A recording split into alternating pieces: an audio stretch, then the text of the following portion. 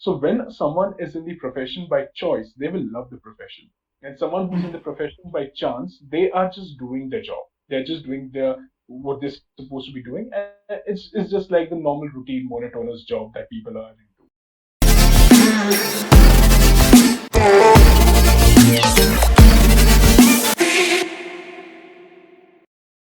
Welcome to the podcast, Prasad. How are you doing? I'm doing well. Thank you so much, Anish, for inviting me for the podcast, in fact. Yes, for the people who don't know, Prasad is pursuing his bachelor's degree in physical sciences integrated with bachelor's in education, which is a 4 year integrated degree at State Institute of Advanced Studies in Teacher Education. He is also the managing director of his initiative for quality teacher education, which is called Metamorph Institute of Scholastic Education, where students passionate about teaching get along to inculcate the necessary skills and develop the personality of a teacher. And it is a small initiative, but they are working efficiently for their sky high goals. So, welcome to the podcast, Prasad. Thank you. Thank you so much for the wonderful introduction. I'm really honored to be here. In fact, I think so. I've utilized my Sunday for something really efficient and helping my old friend. And especially, you are doing a great job by inviting people with certain goals and expectations in life. And this is something that I feel is something that's motivating to us, like as people also, like motivating to the resource person and as well as people who are listening to this. So thank you so much, Anish. Thank you so much for that gesture.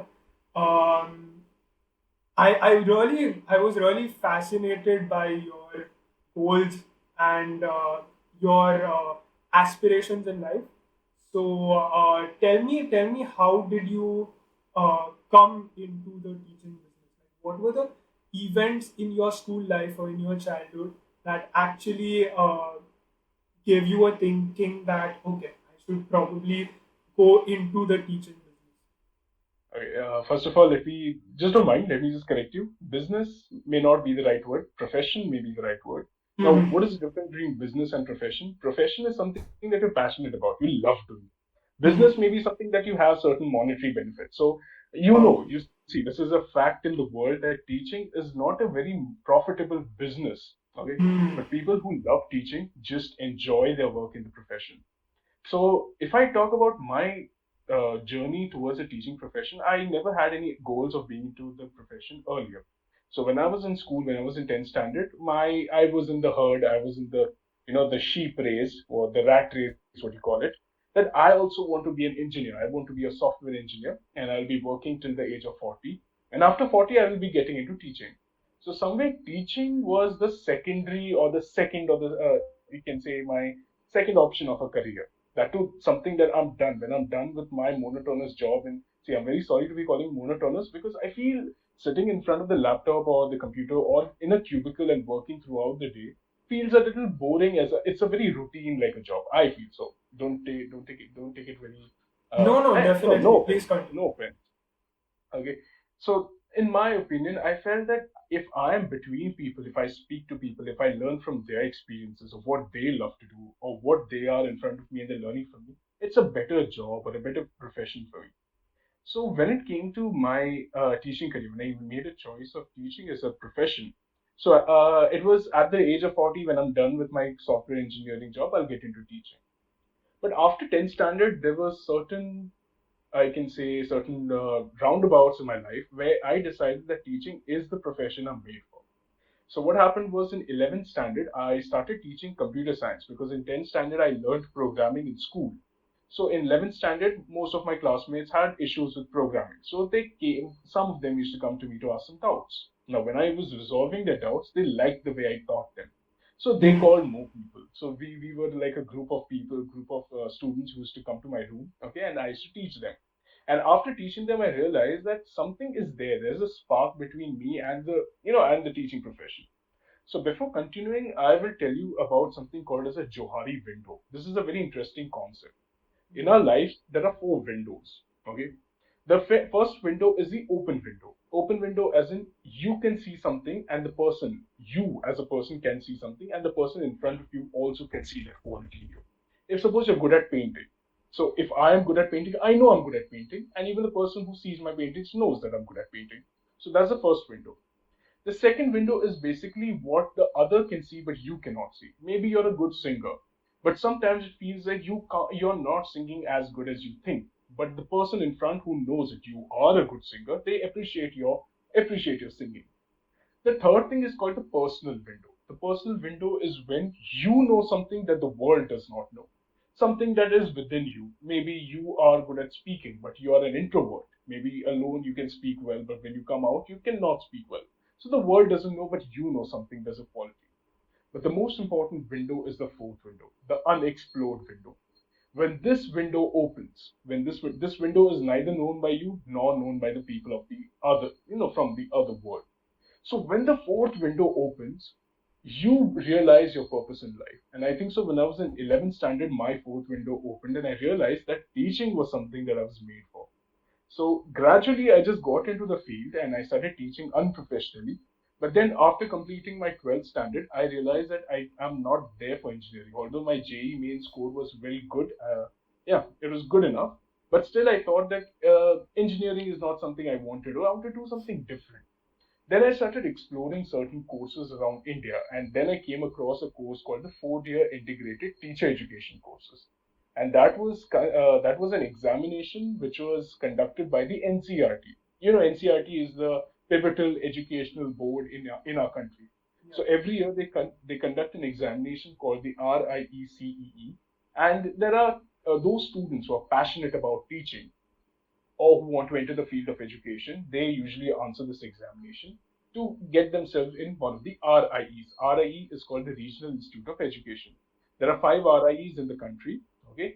According to my domicile, I was supposed to apply for RIE Mysuru, but unfortunately, my score wasn't that good that I got into RIE Mysuru. That's why I had to apply for an institution called SIASTE. That's the State Institute of Advanced Studies in Teacher Education, where currently I'm studying. Now, this story is interesting. I wanted to be a teacher. I always wished to be a teacher, and I wanted to get into the teacher education course because I felt that teacher education is something that's important for us as teachers. Now, instead of doing my graduation and my graduation, that's in sciences, and then my BEd separately, I would not get the exposure of what actual teaching is. It would be very two separate things. But if I do the integrated degree all together at once, I think that would be a better choice for me or a better exposure for me as a teacher. So when I went to apply to CIASTE, it turned out to be that there were only 5 seats for all India open category.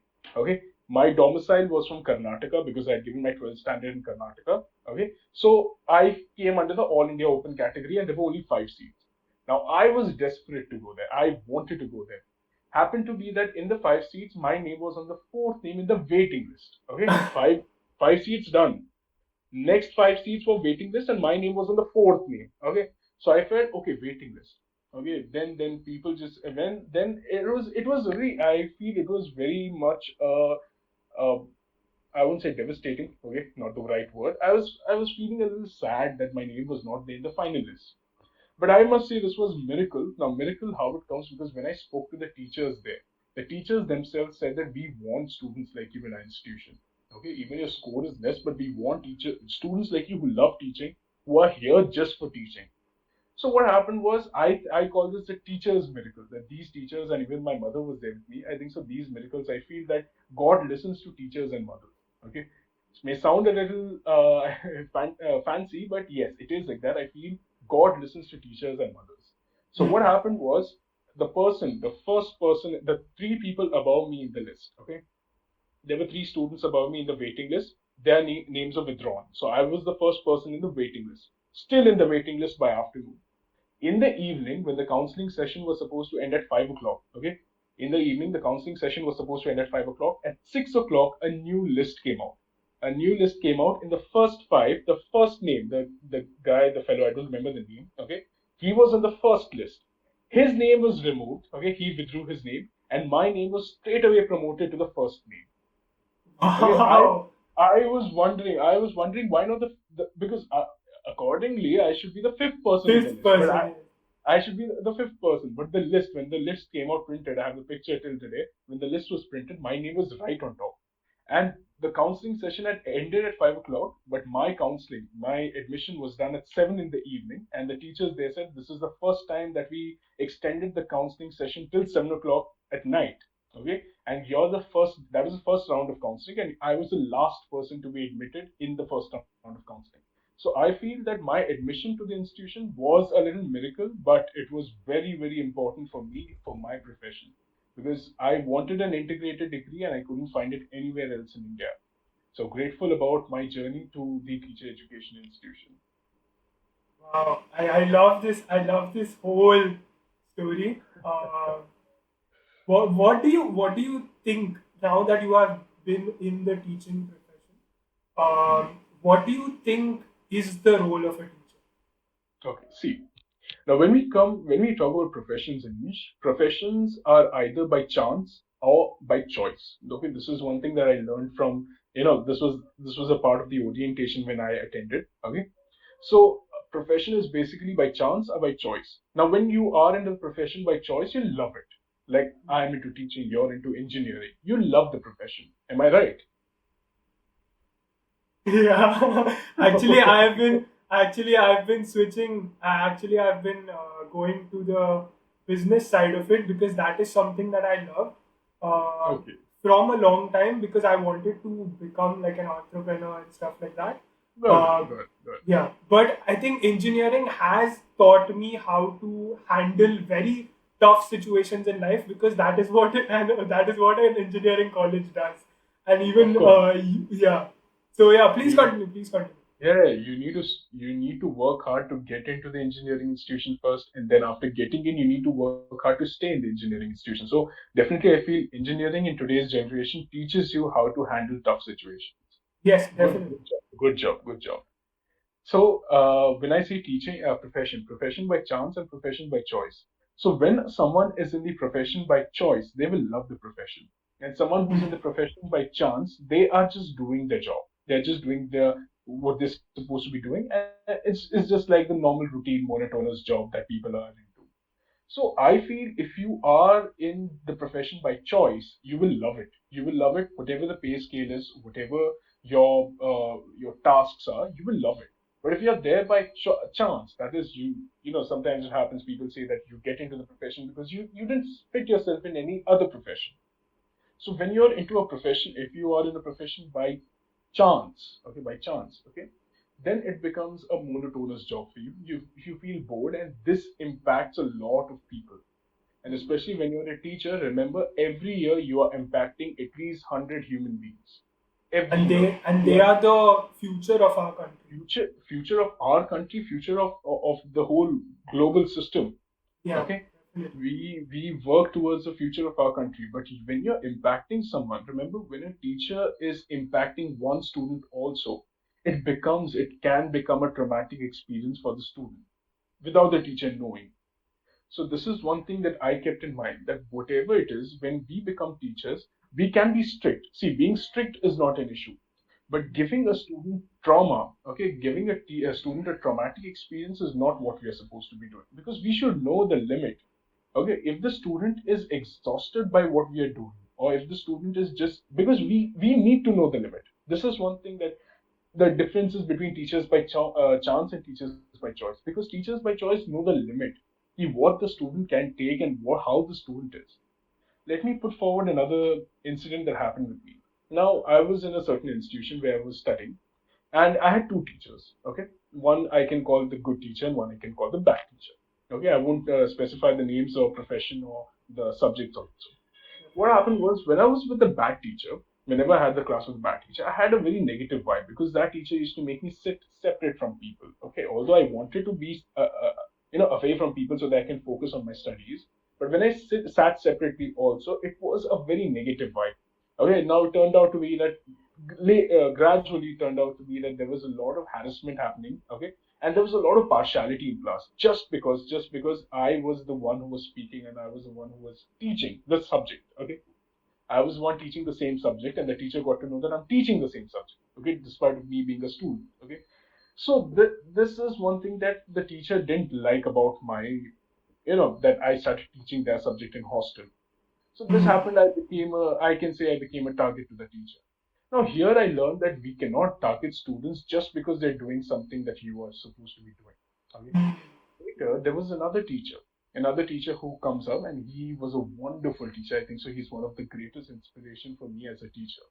So this teacher, one day, one evening, when I was totally done with that bad teacher, okay, that bad teacher went to the vice principal and the principal, and a lot of lectures happened with me. And I must say, I was not in a very good mental state, okay, because a teacher should respect a student's mental state. This is one thing I learned.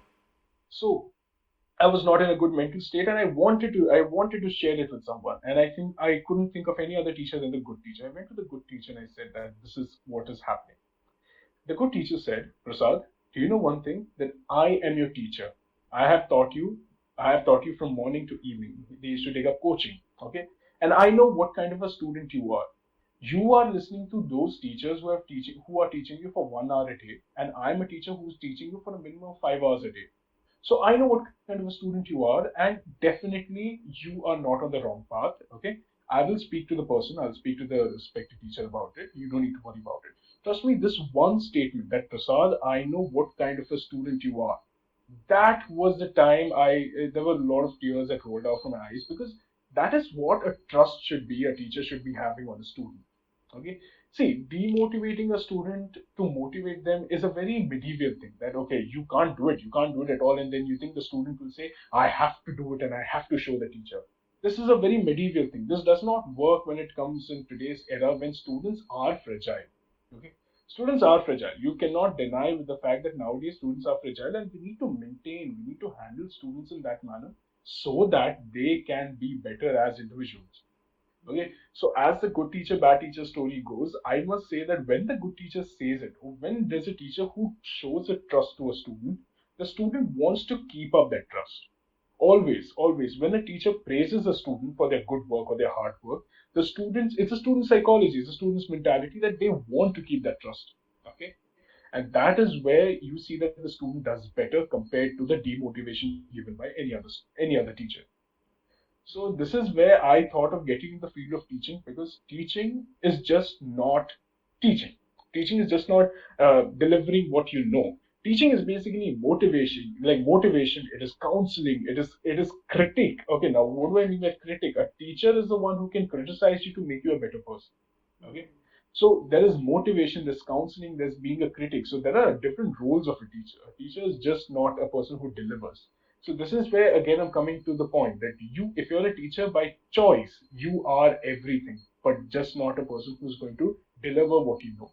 So if you're a teacher by chance, you will just deliver what you know and you leave the class. That's all. You don't care for what the student thinks, what the student understands, or what the student does.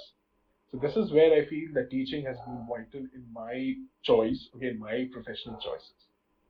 I love this whole part. Firstly, I want to take some parts out of this and Hmm. highlight it because the way you said that teaching is not just like teaching a subject, you teach life lessons to your person. That is why we have two, three influential teachers every time we have like we go like this is our favorite teacher or this is the teacher that I always look up to because they have not only taught you the subject, they have made you fall in love with the subject, but at the same time while teaching you, they have put in something, they have drilled something in your mind that stays with you for a lifetime. That is the first point that I want to pick up. The second point that I want to highlight is that the part where you said the profession by choice and profession by chance, that is something that everyone should know, because when you go into the teaching business, a lot of teachers just go into it because they don't know what else to do. They have a certain kind of knowledge and they can't build on it, so that is why they go into teaching कि भाई यार मतलब मैं ऐसे I can just like teach whatever I know and I will get a certain kind of a salary. So I Correct. love those 2 points. Thank you for bringing that up.